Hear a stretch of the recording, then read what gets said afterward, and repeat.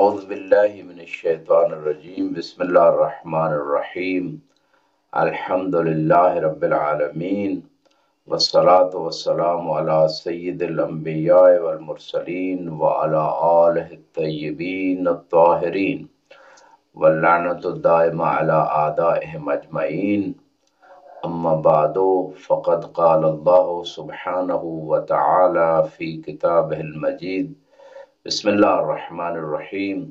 ان اللہ یحب المتطہرین صدق اللہ العلی العظیم۔ عزیزان محترم، ہماری مسلسل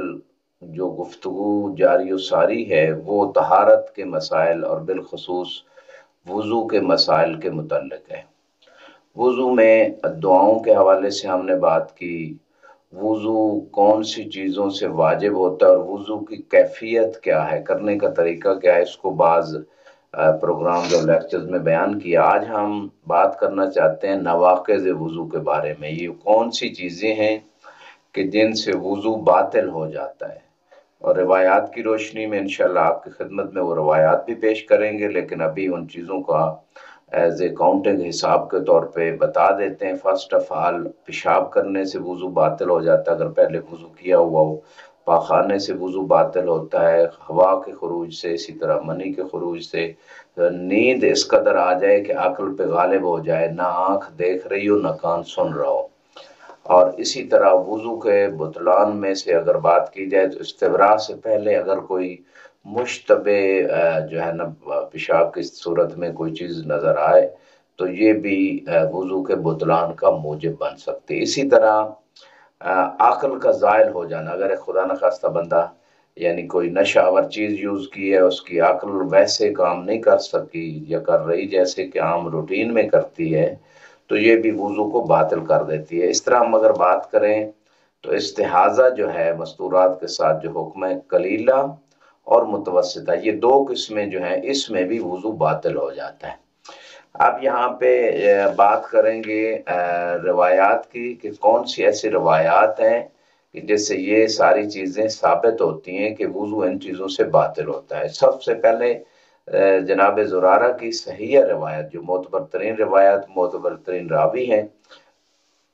امام باقر اور امام صادق علیہ السلام کی صحبت کا شرف نصیب ہوا، ہزاروں حدیثیں انہوں نے علماء اپنا ائمہ علیہ السلام سے جو ہے نا وہ اس کو یاد کیا، سیکھا، آگے لوگوں کو بتایا۔ اس روایت میں جو ہے یہ روایت وسائل الشیعہ کے باب نمبر 2 میں، نواقض وضو کے باب میں حدیث نمبر 2 میں یہ روایت ذکر ہوئی ہے۔ یہ کہتے ہیں زرارہ کہ میں نے امام باقر اور امام صادق علیہ السلام سے، یہ دونوں معصوموں سے یہ بات پوچھی، ما ينقض الوضو، کون سی چیز ہے جو وضو کو باطل کر دیتی ہے؟ فقالا، دونوں ائمہ نے فرمایا، ما یخرج من طرفیک الاسفلین، کہ جو آپ کے آگے اور پیچھے سے جو چیز نکلے گی یعنی پیشاب وغیرہ، ری وغیرہ، اس سے وہ وضو باطل ہو جائے گا۔ من الغائط والبول، پیشاب، پخانہ اور منی اور ری، ہوا والنوم حتی یذهب العقل، یعنی اگر نیند اس قدر آ جائے کہ انسان کے پھر عقل کام نہیں کر رہا، یعنی سو گیا، دماغ اب کام نہیں کر رہا، تو یہ ساری جو چیزیں تھیں امام نے باقاعدہ روایت میں بتا دی۔ اب یہاں پہ جو ہے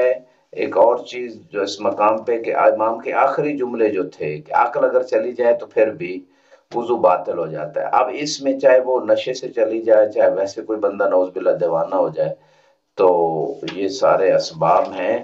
جن کی وجہ سے وضو باطل ہوتا ہے۔ اب یہاں پہ ہم بات کرتے ہیں استحاضہ کی۔ استحاضہ کثیرہ، قلیلہ، متوسطہ کو پہچاننے کے جو طریقے ہیں، ایک تو فرق ہے کہ حیض اور استحاضہ میں حیض میں خون گاڑھا اور جو ہے اس کا کلر ایسا زیادہ سرخ ہوتا ہے اور زیادہ سیاہی کی طرف مائل ہوتا ہے، اور وہ خاص ایام ہے اور خاص اس کا پیریڈ ہوتا ہے، وہ ایک الگ بات ہے۔ لیکن استحاضہ میں وہ صفات نہیں ہوتی، اور اس کے خاص کو دن معین نہیں ہوتے، اور اس میں پتلا خون ہوتا ہے، اور اسی طرح اس کا کلر بھی جو ہے نا وہ گہرا نہیں ہوتا۔ تو اس صورت میں جو 3 سچویشنز ہیں، اگر وہ خون باہر نہیں نکلتا یعنی اس کپاس اور کاٹن پہ نہیں آتا، اور تو یہ کلیلہ ہے، اگر آ جائے اور اندر اس کا نفوذ ہو جائے تو پھر متوسطہ کہیں گے، اور اگر اس کاٹن سے باہر نکل آئے تو یہ کثیرہ ہے۔ اب تینوں کے اپنے اپنے احکام ہیں۔ کلیلہ اور متوسطہ جو استحاضہ، اس میں وضو کرنا پڑتا ہے، وضو صاحب کا باطل ہو جاتا ہے، ہر نماز کے لیے وضو الگ کرنا پڑتا ہے، کٹھی دو نمازیں ایک وضو سے نہیں پڑھی جا سکتی۔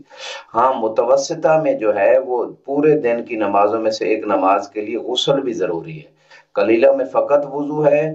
اور اس کاٹن کو چینج کرنا ہے، اور اس کے ساتھ ہر نماز کے لیے وضو کرنا ہے۔ لیکن جو متوسطہ ہے پورے دن میں ایک مرتبہ غسل بھی ضروری ہے وضو کے ساتھ۔ لیکن جو کثیرہ ہے اس میں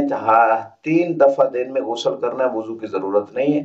صبح کی نماز کے لیے غسل، ظہرین یعنی ظہر اثر کی نماز کے لیے غسل ہوگا، اور مغرب عشاء کی نماز کے لیے غسل ہوگا۔ روایات دیکھتے ہیں کہ کن روایات سے ان چیزوں کو سمجھا گیا۔ اب یہاں پہ ہم بات کرتے ہیں سب سے پہلے جو روایت ابن عمار سے، اور روایت صحیح تو سند ہے، اور اس روایت میں امام علیہ السلام ارشاد فرما رہے ہیں وَإِنْ كَانَ الدَّمْ لَا يَسْكُبُ الْقُرْصَفْ توضعت ودخلت المسجد وصلت کل صلاة بوضو، کہ اگر جو ہے وہ خون جو ہے استحاضہ کا وہ اس پٹی میں نہیں آتا، اور اس صورت میں وہ وضو کرے گی، مسجد میں داخل ہوگی، اگر مسجد میں جانا ہے نہیں تو گھر پہ بھی نماز پڑھی جا سکتی، وصلت کل صلاۃ بے وضو، ہر نماز کو نئے وضو کے ساتھ پڑھے گی، تجدید وضو کرے گی۔ تو یہ حکم اس روایت سے، معتبر روایت سے سمجھا جا رہا ہے۔ پھر اسی روایت سے، اچھا ایک اور روایت یہاں پہ سماع عن ابی عبداللہ علیہ السلام موثقہ صاحب کا روایت جو وسائل الشیعہ کے باب نمبر 1 ابواب استحاضہ کی حدیث نمبر 1 میں ہے، اور دوسری اگلی جو روایت ہے وہ اس مقام پہ اگر ہم دیکھیں تو وسائل الشیعہ کے باب نمبر 1 ابواب استحاضہ حدیث نمبر 6 میں، یہ بھی معتبر روایت ہے، اور اس میں امام فرماتے ہیں، امام صادق علیہ السلام، المستحاضہ اذا ثقب الدم الکرسف اغتسلت لکل صلاتین وللفجر غسلا، کہ اگر وہ خون جو ہے وہ اس کاٹن سے آگے بڑھ جاتا ہے تو ہر نماز کے لیے امام فرما رہے ہیں وہ غسل کرے گی، ہر 2 نمازوں کے لیے، اور نماز صبح کے لیے ایک غسل کرے گی، یعنی 3 غسل ہو جائیں گے۔